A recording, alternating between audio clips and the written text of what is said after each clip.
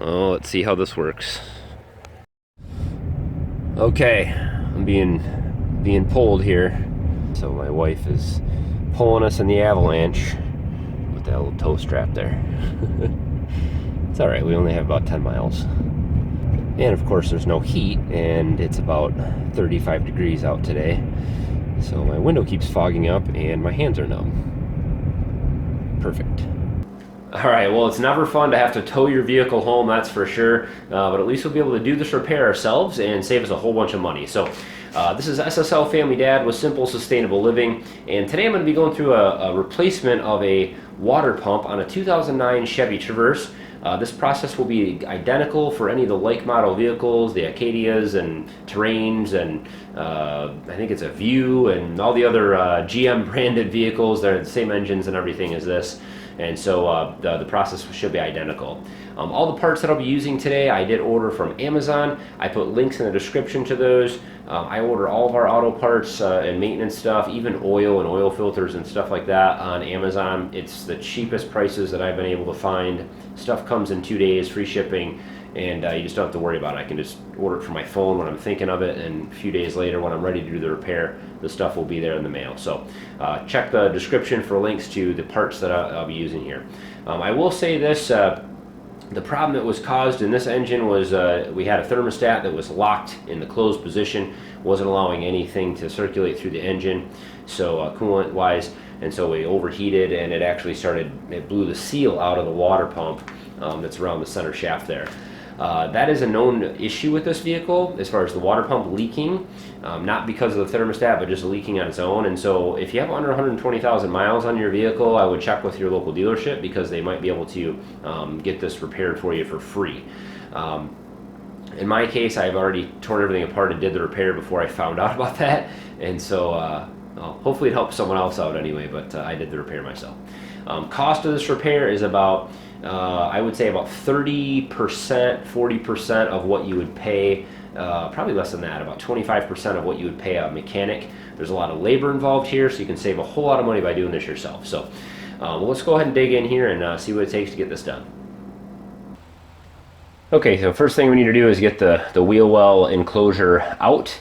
And there's a few things that you have to do to get that out. There's a few of those push-pull type little clips in here, and I'll talk to you a little bit about those here in a minute. There's also a 10mm nut over here on a stud sticking out of the side, and then there's a few Phillips screws along the edges here, and then back on the back side over here. So once you get all that taken out, you can kind of wiggle the whole plastic enclosure out of the way, and that'll allow us to access the water pump.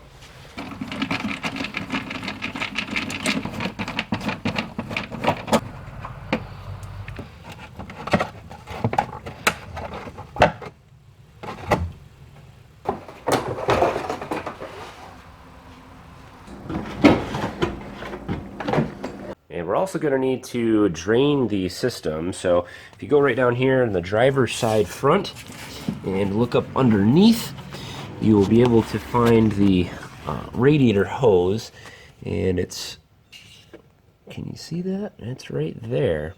And there's a little clip mine's kind of spun around, but you got to get a pair of pliers or channel locks on that. And it's like a hose clamp kind of, I'm not sure exactly what the name of it is, but it'll release the tension on that and you can wiggle this hose off. This is the low point of the radiator, so all your coolant or antifreeze will drain out there. Of course you want to catch that and dispose of it properly, unless you're going to reuse it, but I wouldn't recommend that.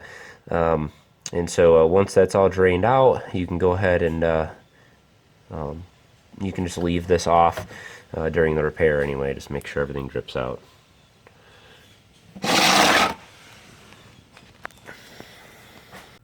Okay, so we've got the wheel well all taken out, and you can kind of see the bottom of the serpentine belt. That's right here. And I'm actually going to be replacing the serpentine belt at the same time. I figure, you know, I have this thing all apart, I got to take it pretty much off anyway, I might as well get it replaced. So I would recommend that you do the same. The parts that I'm using, we'll put a link in the description to every tool and part that I'm using here on Amazon. I have very good luck with all the AC Delco OEM replacement stuff that I've bought, and so I highly recommend just ordering it and having it ready for you for the weekend when you're ready to do your replacements. So If you look up here, and there is a, if you have your owner's manual still in the glove box, there is a routing diagram for the serpentine belt, so it makes it easier to remember how this goes back on. But take a picture of it, or we'll watch this video, I guess. And if you look up in here, sorry about the video, this is a very hard place to get good video here, but you'll see this pulley with 4 little bolts on it. This is the water pump. It's in a very difficult place to get in and out of, but what I would recommend is that you leave the serpentine belt on and loosen up all these nuts. Once you've broken these loose, go ahead and take your serpentine belt off, and you're going to do that by sticking a ratchet in this tensioner pulley right here, and you can kind of bend this out of the way with a socket wrench, and that will take the tension off of your serpentine belt, and then you can pull the serpentine belt out of the way. Then you can take this pulley off. Once the pulley's out of the way, we're going to get in behind there and take out, I think there's 6 bolts that hold the water pump to the engine. So I won't be able to take too much video of this since it's in a pretty difficult place, but I will do my best. And man, it's one of those times when I just miss working on my truck. It's so much easier to get to everything.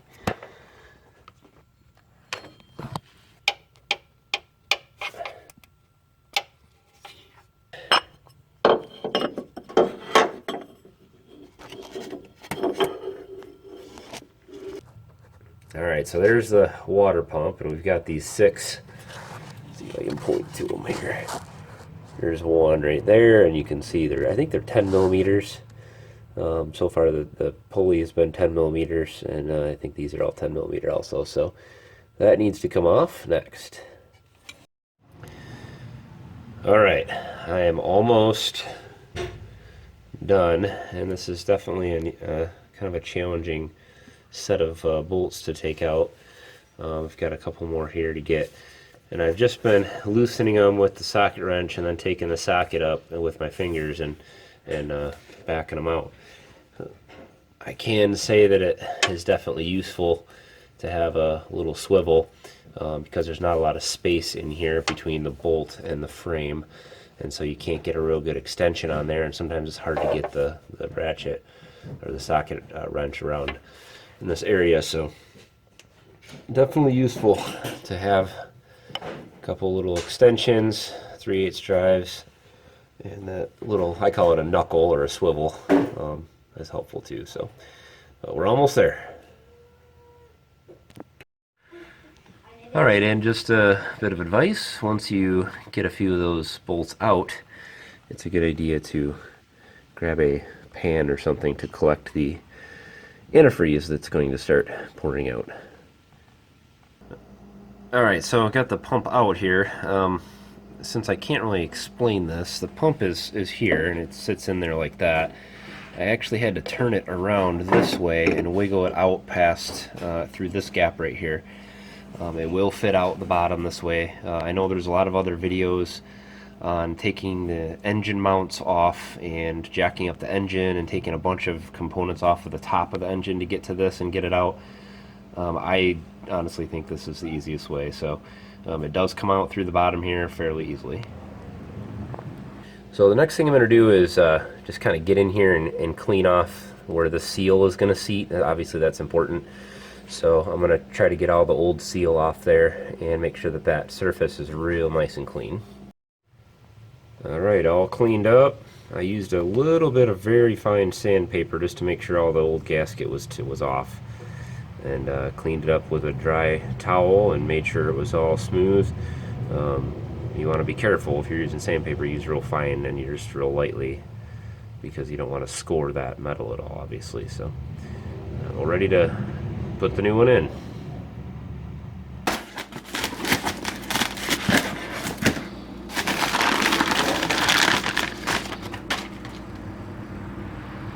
Alright, so the hardest part about getting the new pump in there is getting the seal aligned with the screw holes. And I found if you just do one at a time, get the screw through, and it helps line up the seal. And then once you get 2 of them in there on kind of alternate sides, then that seal will line right up. And obviously we want to finger tighten all these, and then we're going to go ahead and get those tightened down in kind of a crossing pattern, just like you would a tire. Okay, so just a tip here. I've got my light in here, my little desk lamp. But if you go up through the wheel well, you can actually get to the top of the water pump right in through here too. See that little Canada symbol there? That's the top of the water pump. So you can get to those two bolts at the top there from this angle fairly easily. You do find out what kind of dexterity you have in here, but it does work. Okay, all bolts are tightened down and we are ready to put on the pulley.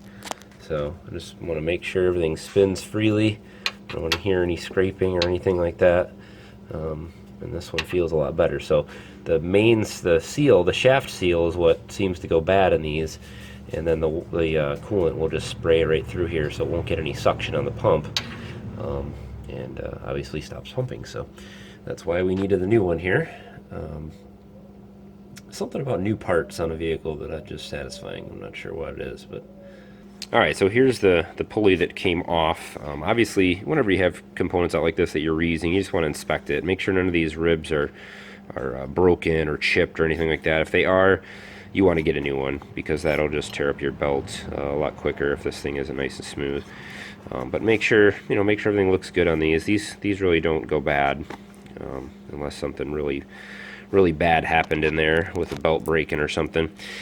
Just a note too, you can reuse the bolts for the pulley, but the water pump comes with new bolts, so you don't want to reuse the bolts that came off the old water pump.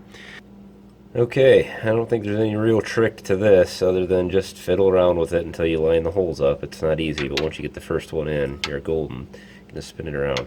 Now we're going to tighten these as best we can, but obviously with the pulley spinning, we can't really get good torque on them, so we're going to get our serpentine belt put back on, and that'll put tension on this pulley where we can tighten these down a little better. Alright, so as I said before, I'm putting a new serpentine belt on here. They do recommend it, after like 120 or 150,000 miles. I'm not quite to 120 yet, but I'm real close. And so it's just, while I have it out, I might as well replace it. This belt actually does not look bad at all. It doesn't have any cracks or anything in it, so it doesn't really need to be replaced, but the new ones are only like 25 bucks. And again, I bought this on Amazon. I just ordered it right when I ordered the water pump, so I'll put a link in the description to that. But I always like to match up the belt just before I start winding things around and make sure it's the same size and width and everything, and it looks like we're a match here, so we can go ahead and start routing this around the pulleys. So I did bust out the old owner's manual in the glove box. I'm not sure I've ever opened this before, but I did find in the back here that they do have the actual routing diagram for the pulleys, so you can use this as a reference to kind of get things put back into place here. So this is the largest pulley here. This is the crank, and this is our tensioner, and it routes underneath the air conditioning condenser or compressor, excuse me, and that goes up over, I think one of these here is the alternator, and there's an extra pulley there. This goes up to the top. This is our water pump, just goes over the top of it, and then around the power steering pump, and then back up over our tensioner. So you can kind of use that as a pretty good guide. Alright, once the belt's back on, don't forget to tighten up your pulley bolts here. Tight. Okay, so we're back underneath the driver's side front, and we've got to reattach our radiator hose. Obviously don't forget to do that. And just a tip with these, if you open them up all the way, they lock. So you can slide it into place, and then, or slide it out of place. And I found the tool that's easiest for this is definitely channel locks.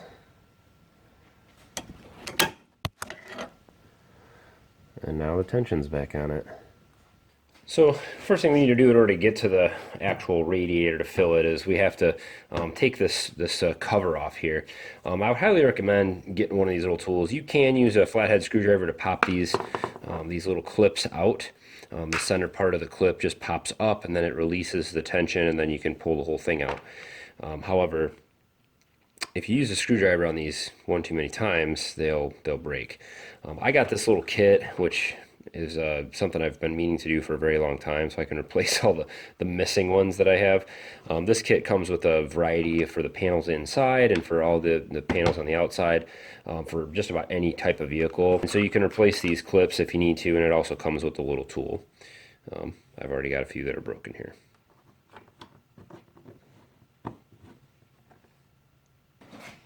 Okay, so we're ready to fill the system here. I'm just going to fill the system with water.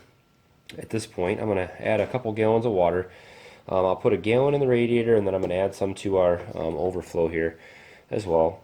And then I'm going to run the engine. I'm actually going to flush the coolant system as well during this time, so I'm going to add water. There's no sense in putting coolant in here if I have a leak or I have to take some back apart again. I don't want to waste all that and have to deal with all that again. So I'm just going to add water, and then we'll start the engine and make sure everything is good to go. This is where you want to be careful pouring it in here. You don't want a bunch of water dripping through the engine because we're going to be looking for leaks. So try not to spill anything when you're filling it.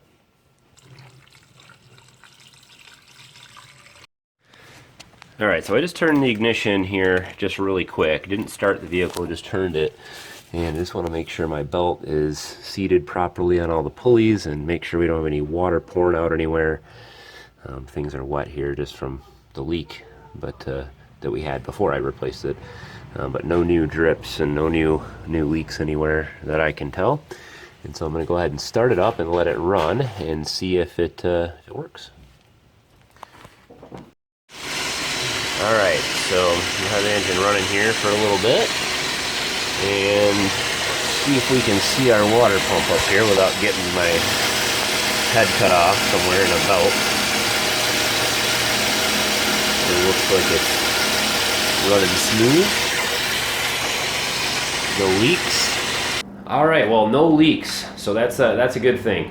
Everything's been running really well. I've actually had the vehicle running now for about a week or two, and the repair has done very well. There's been no issues with anything. I did also replace the thermostat as well, and that will be out in a separate video. So if you're interested in that, look up in the tag system there in the little eye in the corner for a link to that video as soon as it's released.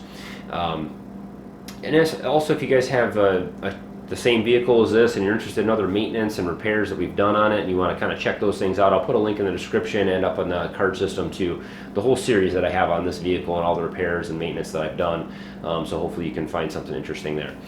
As always, guys, subscribe to our channel. We've got all kinds of exciting stuff coming out. We just moved out into a new farm here, and gosh, you never know what we're going to get into this winter and spring and summer. There's so many projects planned and animals and all kinds of stuff. So I'd love to have you guys follow along and check that stuff out. Hit thumbs up on the video, guys, if it helped you out at all. And as always, if there's any questions about anything that I did here, please ask. I do get back to people. I try to answer all comments that I possibly can. So go ahead and throw those comments below, questions or whatever you have, and I'll get back to you. So as always, guys, thanks for watching. Have a good one.